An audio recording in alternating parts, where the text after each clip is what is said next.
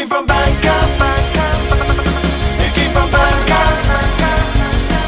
Anybody can upload anything they want to Bandcamp. It came from Bandcamp. Hey everyone, Anthony Fantano here, internet's busiest music nerd.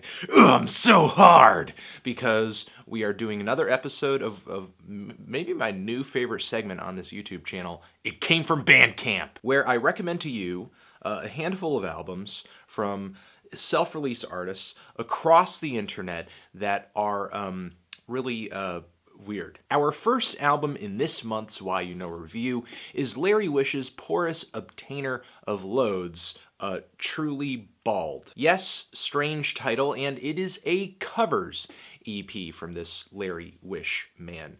And it's a series of cover songs from music memes, both new and old. He covers an infamous song from Mark Gormley as well as Jan Terry, and he also does an organic instrumental reinvention of Macintosh Plus's, this track. I'm giving up on trying to sell you things that you ain't buying.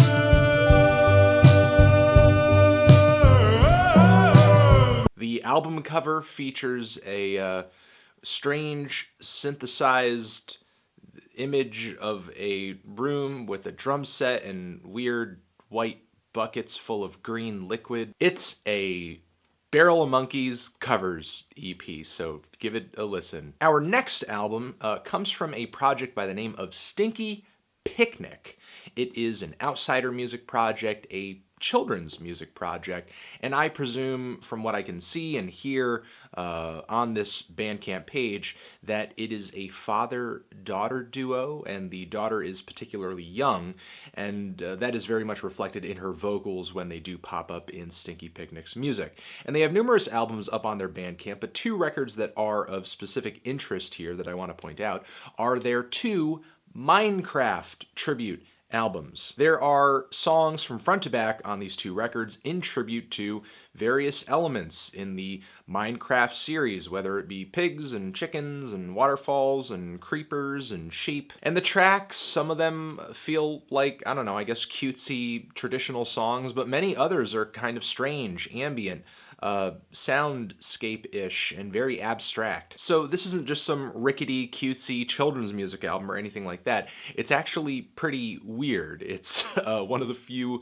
records I've heard where I feel like children's music and various shades of experimental music cross paths, and do so in a way that's not like trying to be jokey or silly or anything. Like, some of the tracks on these two albums are legitimately intriguing. Next on this list of wonders from the Bandcamp platform is an album named Zebraman from RMF, the Retarded Muppet Family. This is a sort of weird, goofy, tongue-in-cheek synth-pop project from California. Allegedly formed in 1996, though I'm not totally sure if I can trust that. And the cover here features an anthropomorphic zebra butt.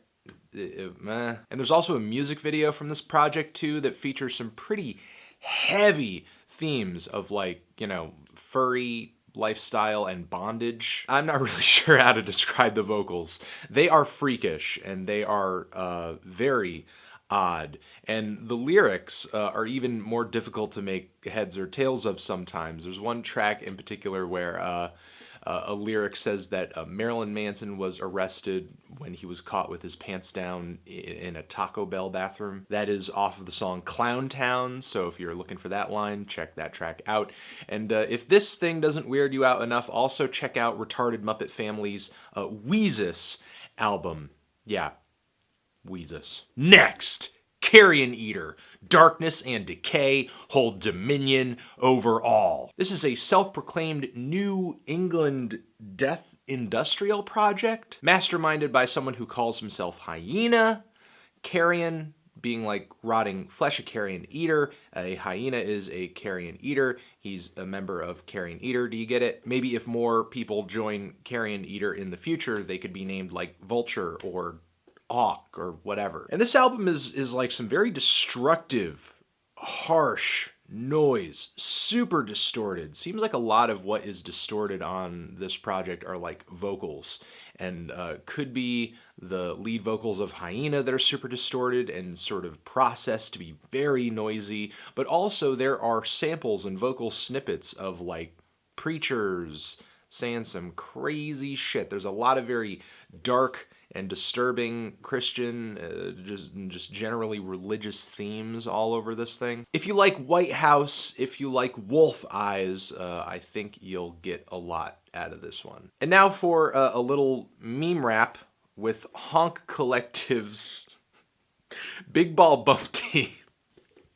Funky Jammers Volume 8. Though this isn't completely a hip-hop album, it's sort of a weird lo-fi synth album with some Cassia tone keys all over it and some vocals that sound like they were recorded by someone who has, I don't know, some kind of like voice disorder, and all the vocals are being recorded into like a Call of Duty headset mic. There's a few originals here, but it's mostly covers. There is a god-awful rendition of Green Day's Basket Case that is so bad it becomes good.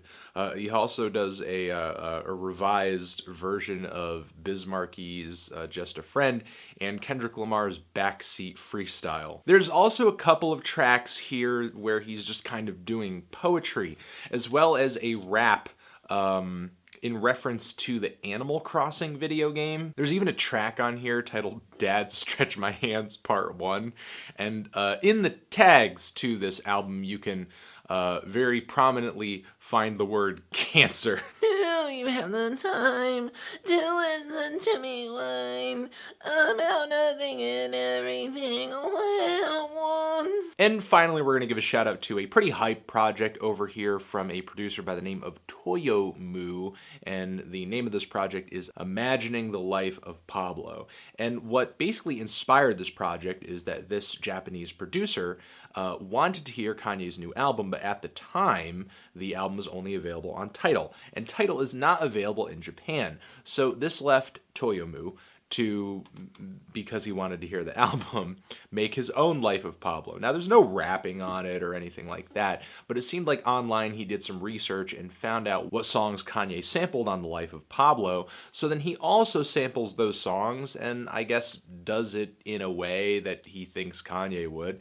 And sometimes he comes like scary close, like he grabs the very same loops or chunks that Kanye does. Again, I don't know how much he knew or understood about the Life of Pablo before he went into this Bandcamp album, but it's still an interesting concept and there's a lot of cool ideas here. So if you like, or if you love, or even if you're just sort of indifferent to the Life of Pablo, check this thing out, because it's a tribute, but it's also its own monster in a way. And that is, it came from Bandcamp for this month.